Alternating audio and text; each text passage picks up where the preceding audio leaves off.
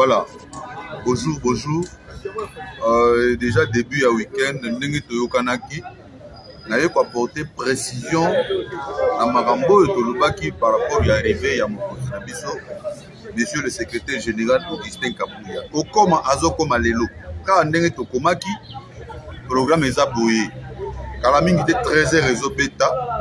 Bis et Rosala Liboso, il y a permanence à eau. Tolobi bien, moyen de transport les abus. Tolongwa à 13h30, 14h, Tolongwe. Baza déjà libande belé, bazo yaka, le mouvement, bomoni film bakekele ya mwana déjà, bambunda, makambutu. Eza, Rosala bina yakoyinda, donc esprit sekiti, ya bukishi, donc président, Etienne Tshisekedi fait président, Etienne Tshisekedi mouli mo sekiti. Rosala wana, à partir il y a 14h Tolongwe, de commune aéroport, chef Azo qui taba 17h30.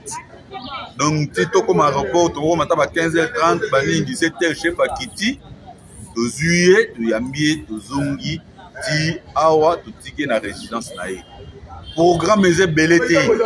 Bino batubuza, ceux qui wapi, boya, mangu, bo se dépêcher na permanence, tu kutana awa, kuna makambu, et les bien. Donc, kobenga biso te, boya, koza biso bote. Au sala mbangu tokuta na pema nga présenté on a déjà awa masolo tout na ba combattant protocole sécurité toza déjà awa ba parlementaire de Bouddha bazali bande za ko inda tozali awa bo rejoindre biso na permanence. Merci beaucoup.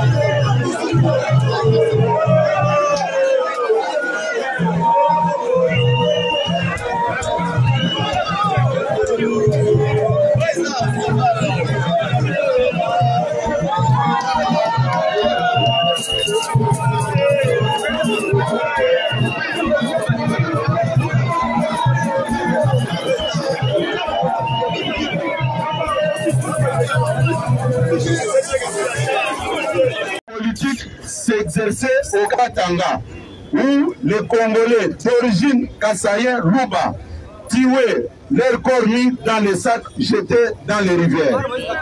Aujourd'hui, Katumbi arrive ici pour appliquer la même politique, mais il envoie d'abord ses députés, un député national et un député provincial. Vous n'allez pas me dire que ces discours étaient développés par les militants de la rue. On pouvait comprendre. Pour justifier cette bêtise, ils sont allés ramasser les vieilles vidéos de certains militants du parti égaré qui ont été sanctionnés par le président de la République et mis même en prison.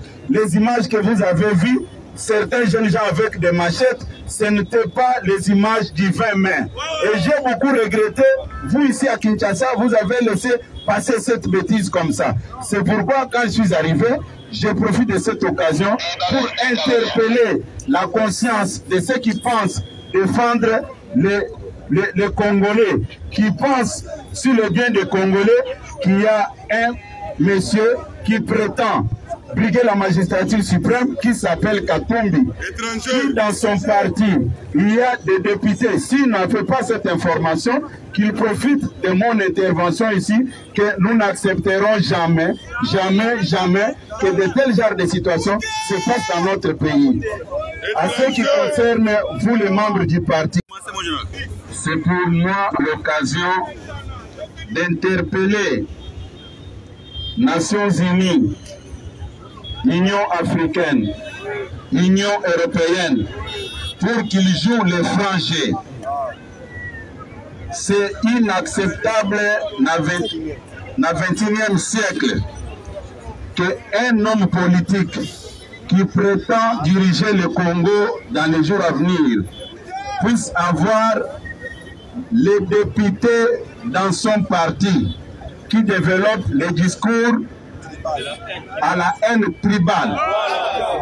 Un député national de Moïse Katumbi, un député provincial de Moïse Katumbi, qui se lance dans un combat de tribalisme. Aujourd'hui, le monde doit retenir une chose. Félix Tshisekedi n'est pas combattu parce qu'il gère mal le Congo, c'est parce qu'il est Moulouba. Il est combattu seulement à cause de ses origines. C'est pourquoi je demande à toutes les organisations de sanctionner Moïse Katumbi. Il ne mérite pas de diriger le Congo. C'est que le député national de Katumbi et le député provincial de Katumbi ont développé comme discours. De tels genres de situations se sont passées ici à côté au Rwanda. Avec la radio 1000 collines, ils ont fait semblant de ne plus sanctionner leurs poulains. Ça, c'est la politique de deux poids, deux mesures. J'étais en Europe, j'observais pour voir si réellement ils vont jouer les francs jeux. C'est inacceptable. Félix Tshisekedi n'avait pas demandé à Dieu de le créer kassaïen. Il n'est pas combattu puisqu'il gère mal la République démocratique du Congo. Il est combattu par Katumbi à cause de ses origines. Nous n'accepterons jamais.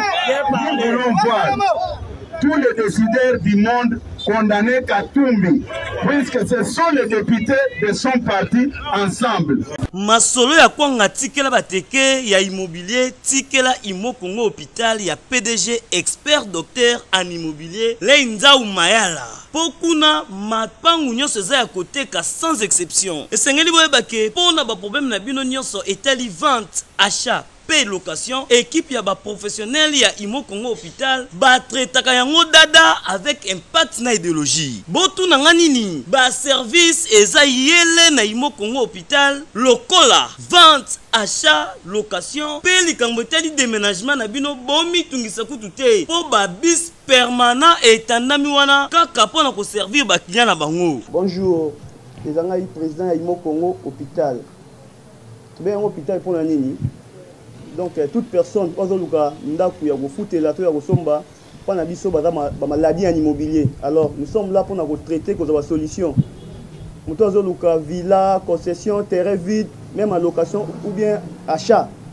Donc moi et mon équipe nous sommes disponibles pour nous solution. Faites-nous savoir tous vos besoins immobiliers et nous nous chargerons du reste. Imo Congo nyonso ya koteka sans exception. Mapango nyonso eza ya koteka sans exception. Wana route de Matadi, beaucoup d'infirmières, d'infirmières bazali, bakoyamba bino, bakosala musala comme il faut.